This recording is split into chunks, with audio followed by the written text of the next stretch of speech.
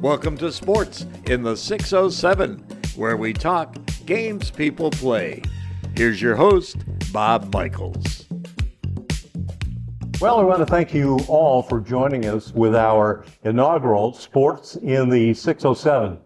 And during my time in broadcasting, I've had the good fortune of meeting some very interesting, some very talented individuals, be they athletes, coaches, or fans of the games that people play, which led us to this, Sports in the 607.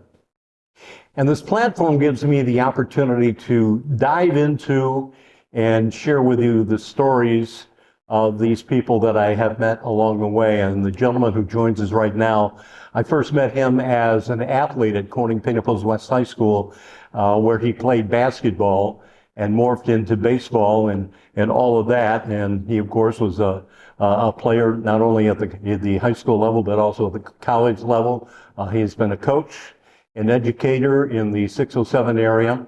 And as I said, I first met him at Corning Penapolis West High School. And if you would join me and welcome Bob Rossi. And it's so good to see your face, my friend. Well, thank you, Bob. I'm actually flattered that you chose me as your first victim.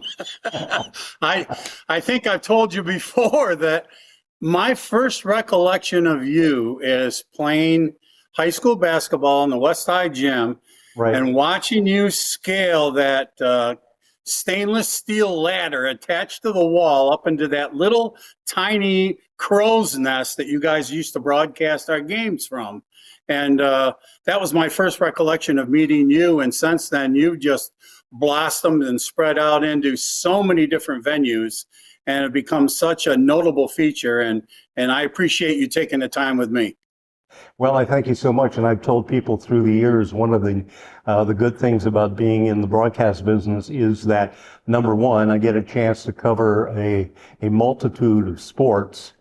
Honestly, you and I being, and I'm not bashful about saying that I'm a New York Yankee fan, but I don't know that if I could call a 162 game season just because of the length and the travel and all that goes into it. But the fact that I have such a diversity with sports on the high school level and college in this region that start in September and run all the way through the winter months and into the wrap up in the month of June. So with that being said, we're here to talk about you, and let's talk a little bit about your background, who was influential in a very young age for you, and what is your earliest memory of being involved in sports, whether as a maybe travel ball. I don't even know if they had travel ball back in the day when you were playing, but what do you think was the earliest memory? Well, if they did have travel ball, I wasn't aware of it, that's for sure. But yeah, my earliest memory is something that I don't see a lot of kids doing anymore. I remember from the time I was 6 years old, going in the neighborhood and rallying up the troops and getting 10 or 12 other guys and going out to that big field next to Irwin Valley before that housing development came in. Yeah. We used to play baseball, and we'd play from 9 o'clock in the morning until the sun went down. And we didn't even get lunch. We played there for so long. And I think we both came from that era where, you know, when one kid would leave to have to go do something else, somebody else would slide into that position, and that was the joy of it. You played, you know, I don't know that it was error-free ball or anything of that nature, but you got a chance to play, as you said, from sun up, sundown. But I think as far as formal baseball went, it started with Little League at the Penapolis Little League is what I played for. And I remember that we had some great competition. The Corning teams had some superior Little League teams. I remember that the one Corning team went almost to Williamsport one year.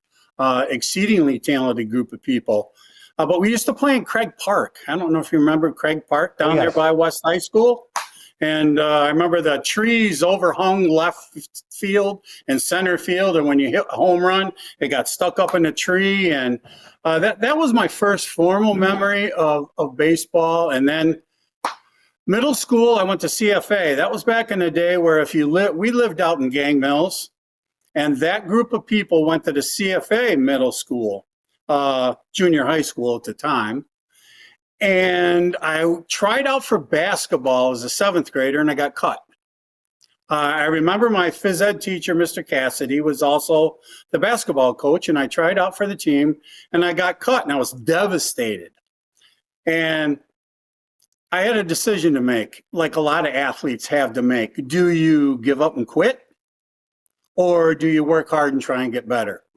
And I remember that winter, I went out in the driveway with a shovel, and I shoveled snow off, and it snowed all winter long, and shoveled snow, and I shot, and I shot, and I shot, and I shot, and went back as an eighth grader, made the team, and I believe I led the team in scoring, and I did quite well in high school, if I remember correctly. So Well, Bob, that's you where had it to all have been, started.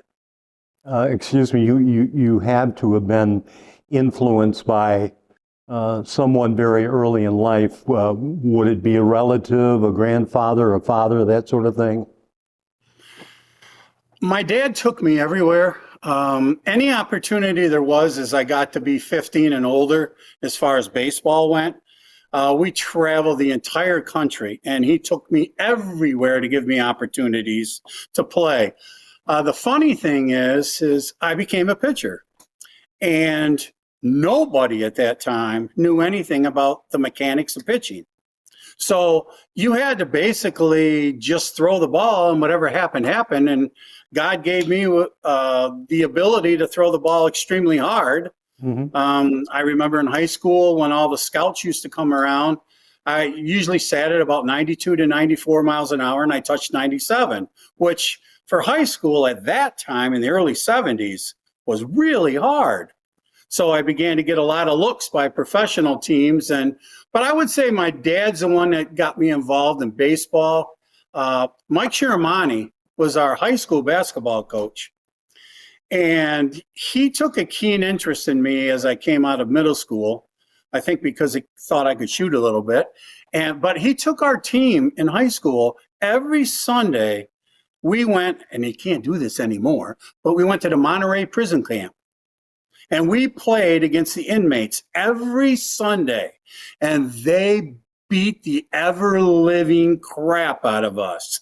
But I'll tell you what, it made us stronger. So when it came time to make sectional runs and to play some of the really strong teams we played in high school, because as you know, the old Sullivan Trail League, it was a war every single night in basketball. Waverly had Simcoe and Richardson, and Notre Dame had that large, his name was Biggs. Of course, Corning East was a war anytime we played them. But every night we went out, Southside, EFA had the Gilliam brothers. And boy, if you survived in that league, you really survived something. And we went undefeated my junior year, 17-0, supposed to play Corning East. It got snowed out and canceled till the night before our last game. So we played East, and it was a war, and then we had to play Waverly the next game and lost in double overtime. So that put the end to our undefeated season, but that's kind of how it all evolved. Well, hold on to those thoughts, and I want to get back to basketball in a moment as well as baseball. Just want to remind everybody that our game, or our Sports in 607 area, is being presented in part by Honor Roll, and they're located in Hanover Square in downtown Horseheads, New York. Gentleman on the screen is Bob Rossi. I knew him as Bobby Rossi, and then as he matured and got older, and I think I did too, it became the Bob and Bob combination, that sort of thing. But I think back to the days when you were talking about that championship season for you in basketball, and Mike Chiramani being the leader of that group. And I'm going to add a little side note there. I remember that Mike Chiramani was also a baseball player when he was playing sports. He was. And if I'm not mistaken, I think he got a scholarship to Duquesne University in Pittsburgh. But he also came up with the Pittsburgh Pirates. I don't know if you know that. I did not know that. Shortstop combination with Bill Mazeroski. Coming up through the minor leagues, but he broke his leg, and that's how he got out of baseball and came back into education. Bob Rossi is with us. We're reminiscing and going back a few decades, so to speak. So you become a player, you become an educator somewhere later on in your career pursuit. But tell us a little bit about being that high school baseball athlete and actually drawing the interest of some major league teams, especially the Cleveland Indians. That's an interesting story because most people connect me with the Cleveland Indians. Actually, the bigger connection was with the Pittsburgh Pirates. I had a lot of scouts. I remember one game I was pitching in Hornell. They were in our league at the time. Right. And there were 21 different major league scouts there at the game, everyone having a radar gun, which to a kid that's 17 years old, that's not only flattering, but a little bit overwhelming. And that happened to be a game that I lost 1-0 and threw a no-hitter. I can explain that to you later if you want to know how that one happened. But Danny Murtaugh was the coach of the Pittsburgh Pirates in 1971 when they won the World Series. They had Willie Stargell, Roberto Clemente, Manny Sanguillen, Davey Cash, Richie Hebner, Doc Ellis, all these big names that people know if you know baseball. And he came up one day during our baseball season to scout me, and he brought 3 of his top major league scouts with him. And we were playing Elmira, Notre Dame, at Elmira, Notre Dame, and I did not know he was coming. But one of the scouts made the mistake of coming over and talking to me as I was warming up for the game and told me he was there to watch me pitch. So, of course, I got a little nervous. First pitch of the game, the kid lines a line drive right by my head up the middle for a base hit. The next 17 guys I struck out. I struck out 17 out of 21 guys that game. After the game, he came to me personally and told me that I was going to be their number 1 pick that year. I was flabbergasted and just beyond myself. Long story short, come the June draft, at that time it was in June, their draft pick came up, their second draft pick came up, nothing. Finally, I think it was in the 30th round, Cleveland took me. In fact, the man that was instrumental for getting me drafted by the Cleveland Indians was Al Registrar. Do you remember Al from Elmira? Yes. And he was a scout for them at the time, and he was the one that was trying to convince them to draft me. But I was confused because I never understood why that happened until 20 years later.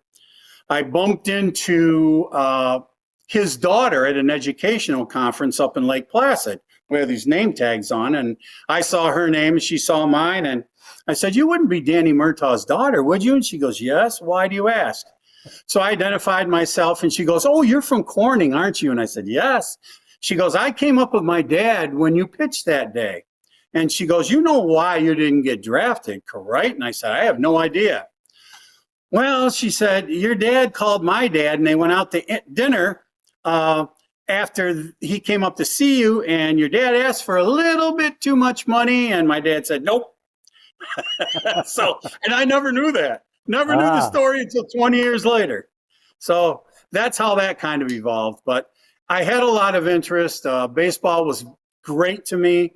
I was blessed to be able to throw the ball hard, but I threw it like a catcher. I short-armed the ball, and that's not good for your rotator cuffs. And when I did go to college, it was my first semester there. I tore my rotator cuffs. I never got them operated on, but I did go to Mansfield and pitch for 2 years. So at least I continued it a little bit.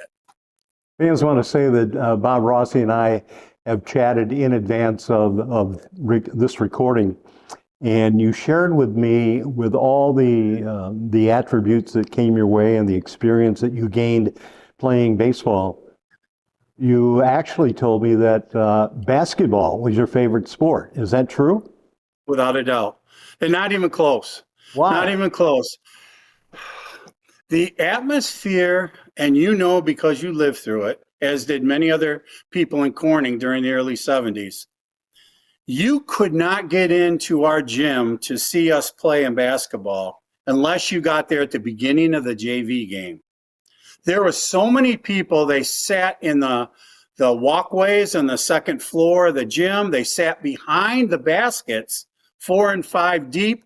My dad had to bring in television sets into the cafeteria so the overflow crowd could go in the cafeteria to watch the games. It was just that, yeah, it was just that atmosphere that was created because, you know, I played with Pudge Brightwise, Steve Redder, Ricky Gale, Mike Pieri, all very famous names in basketball in Corning, and we had quite the squad, and we beat some very, very good teams. My junior year, I remember coming out of the woods, I was deer hunting in November, to play in a scrimmage in Mansfield. And we played Mansfield when they had Tom McMillan. We beat them handily. However, we had to give him his 46 points. We just shut down everybody else because he was 6'11", and of course played in the University of Maryland, went on and played in the pros. And also he was an Olympic player as well. That's right. That's right. I forgot about that. You're right. And Bob, let me give you a little side note story there. When Tom McMillan was playing at Mansfield, they had a game lined up at Corning East High, and I can remember going as a spectator, having to wait outside because the gym had overflow, and when somebody would come out, depending on how many individuals would leave the game, that would be the number that they would allow to go back in. But that was the night that he scored something like 69 points against East High. Oh, I believe it. At the high school level. We had to put 2 guys on him. I remember that I played him from behind, and Steve Redder played it in front of him. And we just literally beat the heck out of him, trying to intimidate him physically. And he just made us look like children. You know, he was just so big and so athletically talented. But as far as basketball goes, it was the atmosphere. The fans were so nice to us. The greatest win we ever had was when we beat Lafayette out of Brooklyn at East High School in the Christmas tournament. Tell us about that story. We played Mansfield, and Corning East played Lafayette out of Brooklyn. Lafayette out of Brooklyn had just beaten Power Memorial down in the city. And Power Memorial is a school that had Lou Alcindor, which later, you know, Kareem Abdul-Jabbar. And they were unbelievably talented. And we beat Corning East, and Lafayette of Brooklyn beat Mansfield by, I think, 60. It was bad. The rivalry between East and West was so bad that when we came on the floor to play Brooklyn, the people who were East High supporters were booing us. You know, we laughed because that's just part of the deal. It's part of the rivalry. But anyway, we went on and beat them by 16 points. And it was one of those nights that no matter what we did, it couldn't go wrong. I mean, I took 9 shots that night and made all 9 of them. You know, Really? Just one of those things. And they tried to play a zone against us, and whenever we played a zone, the ball would come to me, and I'd get the ball in the corner, nobody be on me, and that was that. Yeah. And they had to come out of the zone to play us man-to-man, and with Ricky Gale and Steve Redder, and then Pudge and Mike passing them the ball inside, it was just no contest. So that was fun. And you know what happened is the aftermath of that, if you want to tell that part of the story. Well, I have to clean it up a little bit, but they handed out individual awards at the end of the game, and with Lafayette being the runner-up team, someone told me after the fact that when they went into the visiting locker room after, they found all those individual trophies lying scattered on the floor. Apparently, your victory over them did not sit well with them. They were not happy, no, to say the least. But, I mean, think about it. You're coming from the inner city. You're basketball phenoms. You're coming to play a bunch of farm boys up in upstate New York, and then you just get it handed to you. I mean, I understand the angst that goes with that, but boy, it was fun for us. That guy on the screen, folks, is Bobby Rossi. I knew him as Bobby Rossi. It's Bob Rossi, Robert in some circles, and he's going to continue with us. We have to take a break right here, but just want to remind you that this coverage of sports in the 607 is brought to you in part by First Heritage Federal Credit Union. Now back to more with Bob Rossi. And Bob, after playing days at the high school level, the collegiate level, you go into education, you become an administrator, and you were also a coach in the Haverling School District. And we have to touch on that element of being a dad and being a proud father of coaching your boys in baseball and lacrosse. Look, How did that begin? that's heresy. Don't mention that word in my household. I always say he went to the dark side when he chose lacrosse. Well, let's talk about that. When my kid found out he could put a stick in his hand and hit somebody over the head and only get 30 seconds in the penalty box compared to playing right field, I mean, come on. So you became a follower of lacrosse, and I know I had the good fortune. I have a friend in the broadcast business who reached out to me, and he said, look, we've got Bath. They're playing in a playoff game on the New York State level, and they're going to be at St. John Fisher in Rochester for this playoff game, and would you be interested in calling the game? And I had nothing on my schedule, other teams that I covered, so I can remember it was a hot and humid day. The teams were playing on artificial surface, and it was so much hotter down on the field, but they left everything out there, and that was probably one of the many experiences where you had an opportunity to follow one of your boys. Absolutely. I get a little emotional when I talk about my boys because I don't think there's any father in the entire world that could be more blessed with 3 great kids and 3 tremendous athletes than myself. I mean, I have Mike, Nick, and Brad. Brad grew up primarily in Buffalo with his mom. But whenever he played, Rhonda and I would pack ourselves in the car and we'd go up and watch. But he was all Western New York in volleyball. He won a gold medal in the Empire State Games of volleyball in Long Island. His relay team in swimming won the state title. They beat Fairport. So, I mean, he was a tremendous athlete. And then Mike was a baseball player who was the pitcher, who kind of emulated some of the things I did. Right. Without tooting his horn too much, I have to honestly say he had some of the best off-speed stuff I've ever seen in my entire life from anybody. If he had just had a little bit better fastball, if I could have given him my fastball, I think we might be watching him play today. But Mike made first team All-State as a soccer goalie and baseball. Nick made All-State in basketball and soccer. So, and I, as far as they go, every time they played, it was like a highlight reel. You know, most parents say, geez, I'd love to see my son score 3 goals in a game. Every game they did something like that. So I was so blessed to watch them play. And to be honest, our whole life revolved around them. They traveled everywhere across the East Coast to play all different kinds of sports. We drove to Reno, Nevada to watch Brad play in a national volleyball tournament. And I mean, to see the country through the eyes and the benefit of sports was just a blessing for our family. Well, as you fans look at Bob Rossi with his Yankee regalia on there, we'd be remiss if we didn't mention that the Rossi era will continue with your nephew Tony, and talk about him and what he is doing and where he's at and how things look for him here in July of 25.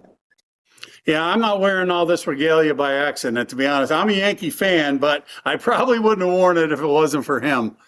My nephew Tony is 6'3", 235, a big boy. He grew up in Sanford, Florida, and he played at Lake Mary. And Lake Mary has produced some of the best baseball players. There's a kid in the majors right now by the name of Brendan Rodgers that was playing for the Rockies. And Dylan Cruz was his outfielder on his high school team, who was the top pick in the draft a couple of years ago for the Washington Nationals. Right. So, I mean, great baseball. But the kid has always been underestimated for some reason.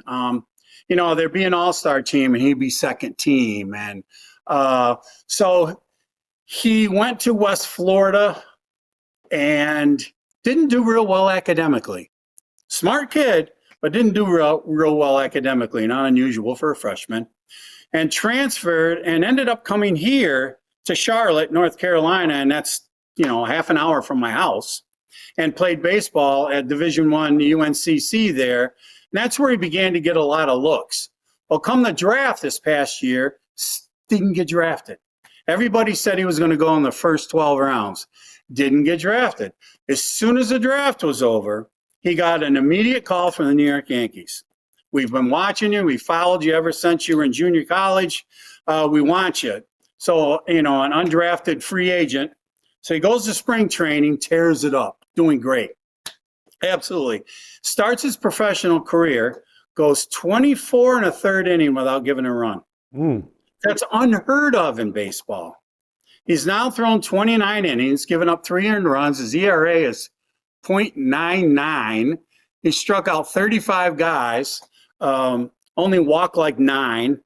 He's one of the most highly touted relievers in the Yankee organization right now. So what level is he participating right now here in July?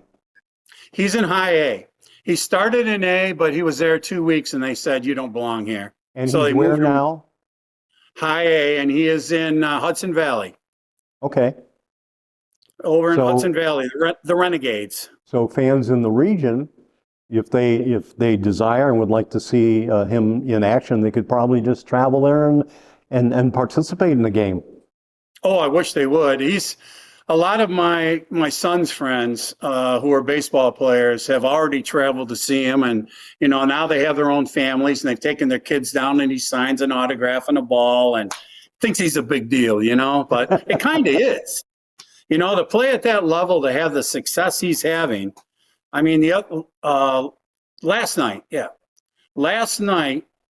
they were winning 2-0 through 7 innings. They brought in a reliever. He immediately gave up a run. It's 2-1. Got out of the inning. They brought him back out. And all of a sudden they have guys on second and third with 1 out. And the coach comes out and I looked at my wife and I said, well, he's only had 1 day rest, but he only threw 10 pitches when he was out the last time. Yeah. I bet he's going to come out. And they brought him out of the bullpen. And strikeout, pop up, game over, So, my heart. I don't know if I can take this anymore. I'm getting too old for this stuff. Well, Bob, we're getting close to wrapping up this first broadcast of Sports in the 607. But before we do, looking back at the early days when you got involved in baseball and now looking where the game has evolved, has it changed that much? If so, how would you say it has? Before I answer that question, the one person I really would like to give a shout out to, who I am in contact with almost every single day to this day, is Jim Burke from Prattsburg, a very well-known basketball and baseball coach. I pitched semi-pro baseball for him. And we went to the Nationals one time, and actually I threw a no-hitter out there when my dad's jumped out of the stands and the police came after him. We had to, it was a disaster. But he has done more to teach me the game of baseball when I played for him. Okay. I was a little bit immature, but the game of baseball itself, it used to be that kids would go out and throw all the time. Their arms would be strong. You get on the mound. Nobody ever thought about, you're going to throw 7, 8, 9 innings. Right. Sometimes you throw 150, 160 pitches. Now it's so specialized. And here's the problem with pitching, in my viewpoint, is that these kids have gotten so big and so strong, and the focus with higher level baseball and even lower level is that everything focuses on velocity. Everything is throw that ball as hard as you can. And when you throw a curveball or a sinker, the spin rate, you spin that ball as hard as you can. And an interesting figure, there were more Tommy John surgeries in Major League Baseball in 2023 than there were in the entire decade of the 1990s. Man, that is something. So anybody that says, that's a bunch of baloney, all you have to do is look at the statistics. There's an alarming increase in arm injuries, and pitch counts alone are not going to do it. They've got to de-emphasize this constant high velocity focus. I mean, yeah, look at him. He's throwing 103 miles an hour. Yeah, show me him in 2 years. Right. The human body can't absorb that torque. And that concerns me. I like the pitch clock. I think it speeds the game up. I love the pitch clock. Pitchers didn't like it at first, but they're used to it now. And it makes the game go faster. I wouldn't be surprised in the next couple of years if you don't see the robots being used for balls and strikes, not completely, but more often in challenging pitches. Well, he came from simpler times. He's not one person to shy away from making some comments. Sometimes maybe a little uncontroversial, but that's how I've always known you, my friend. And I want to take this opportunity to thank you so much for joining us with this inaugural Sports in the 607. I wish you well, and let's stay in touch. I just want to say that I wish you well with this, because you've always been a pioneer. You're always out in front of everything. And I hope this just takes off and soars for you, because nobody deserves it more than you, my friend. Bob Rossi. Thank you, Bob. You're welcome.